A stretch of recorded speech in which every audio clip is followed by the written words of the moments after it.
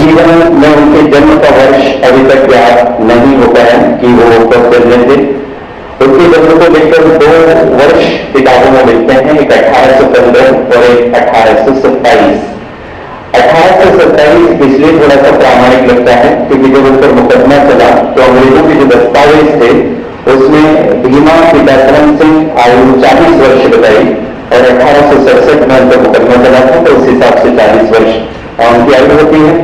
माता सुरसी देवी थी जो बहुत बड़ी त्यागी महिला थी। मैं उनसे विनम्र अनुरोध करती हूँ कि इस अवसर पर युवाओं को देश के निर्माण में योगदान देने के लिए प्रेरित करने की कृपा करें। निमाड़ में 1857 के तो जो रिकॉर्ड मिला उसमें भीमा नायक के बारे में पहला डॉक्यूमेंट मिला कि किस तरह मंडलेश्वर में प्रथम स्वाधीनता संग्राम की शुरुआत हुई। और तब ये संयोग देखिए कि 1975 में मेरा पोस्टिंग इस कॉलेज में हुआ, 35-40 साल हो गए। तो जब पहली बार यहाँ आया तो मैंने नई दुनिया इंदौर से एक अखबार निकलता है, उसमें एक बहुत बड़ा सा आर्टिकल लिखा, आज़ादी का योद्धा भीमा नायक। तो निमाड़ के बहुत सारे लोगों ने मुझसे पूछा ये क्या लिख दिया आपने, कौन था भीमा नायक। और फिर भीमा नायक की खोज में मैं दावा बावड़ी, ऊपर की गढ़ी, शाहदा में, सेंधवा और आसपास बीजागढ़ और उसके क्षेत्र में, और यहाँ से लेकर चांदवड़ महाराष्ट्र तक गया, लोगों से मिला, उनसे चर्चा की। एक 90 वर्ष के वृद्ध व्यक्ति से आज से मैं 30 साल पहले मिला था, तो मैंने उनसे पूछा कि दादा भीमा नायक कौन था, तो उन्होंने कहा कि हाँ, भीमा नायक डाकू था, लुटेरा। ये निमाड़ का एक वृद्ध व्यक्ति आज से 30 साल पहले, मतलब 120 साल का उसका अनुभव, बोला डाकू था। और उसको डाकू किसने लिखा, डाका किसके वहां डालता था, गरीब की झोपड़ी में नहीं, अंग्रेजों के क्षेत्र पर धनवान लोगों के ऊपर वो डाका डालता था। और अंग्रेजों की प्रॉपर्टी को लूटने वाले अंग्रेज क्या लिखेंगे, डाकू लिखेंगे। उसका उद्देश्य कुछ भी हो, उसको डाकू कहा गया। वस्तुतः भीमा नायक डाकू नहीं था, अपितु वह अपनी मातृभूमि की आज़ादी के लिए लड़ने वाला स्वाधीनता संग्राम सेनानी था। बेशक उसने अंग्रेजों की संपत्ति लूटी और गरीबों में बांटा, उसका उद्देश्य उस संपत्ति का उपभोग करना नहीं बल्कि गरीबों में बांटना था।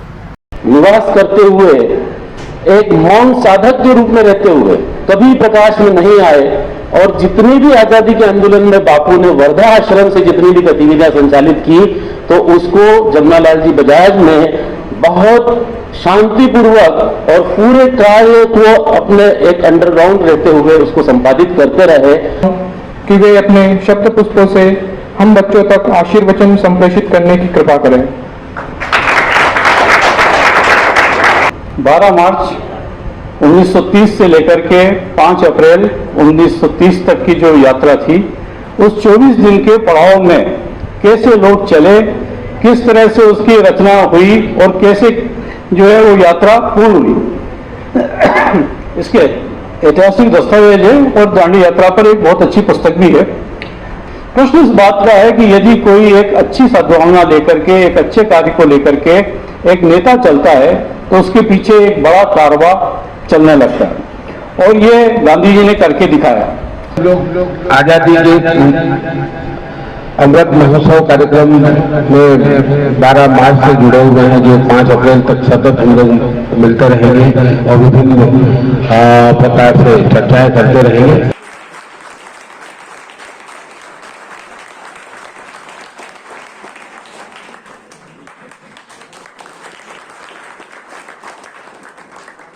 के महानी वक्ता, इतिहासकार एवं पूर्व कुलपति महोदय डॉक्टर शिवनारायण यादव सर ने निमाड़ के रॉबिन हुड कहे जाने वाले 1857 के स्वतंत्रता संग्राम के निमाड़ क्षेत्र का प्रतिनिधित्व करने वाले शहीद भीमा नायक शास्त्री जी के व्यक्तित्व एवं योगदान के संबंध में बहुमूल्य जानकारी दी।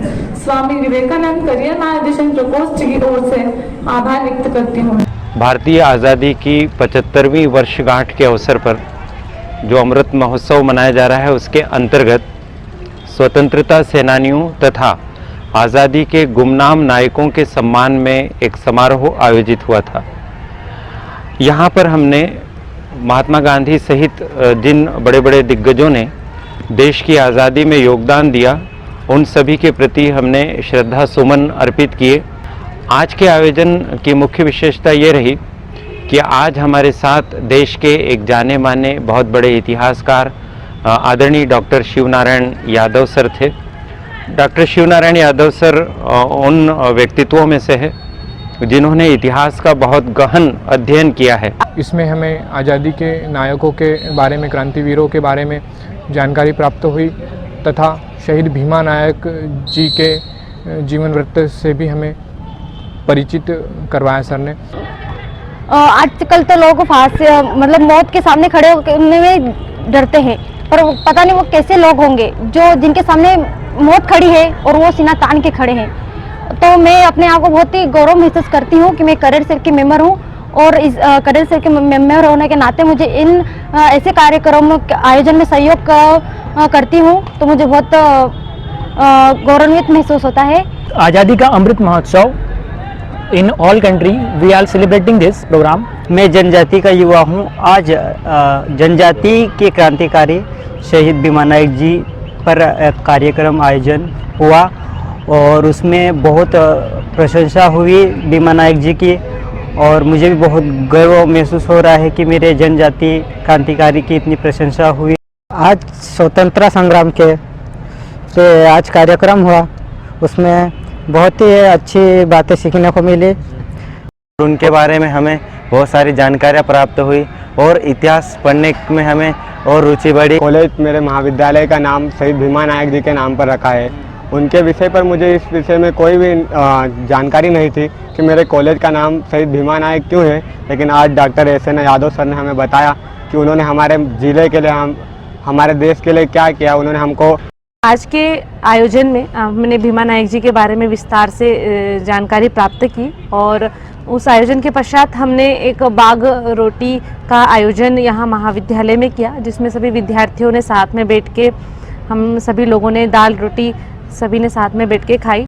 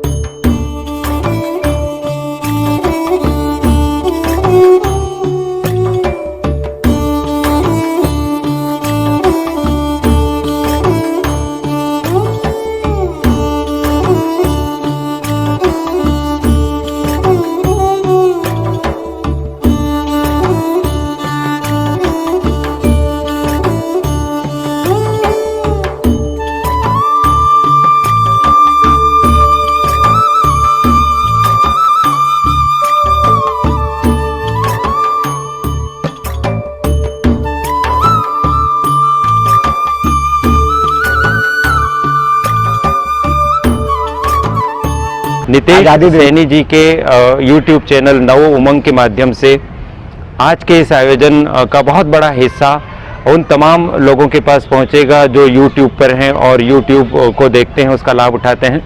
तो नितेश सैनी जी के नव उमंग चैनल पर हमारा यह आयोजन आएगा। ये उनका बड़प्पन है कि हमारे समस्त कार्यक्रमों को वो कवर करते हैं। मैं आप सभी से आग्रह करता हूं कि नितेश सैनी जी के इस कार्य को प्रोत्साहित करें।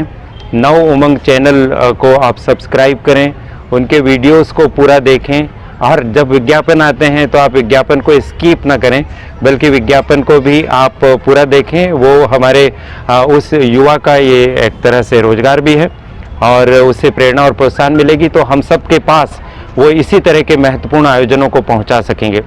आप सभी का बहुत बहुत धन्यवाद। भारत माता की जय। वंदे मातरम।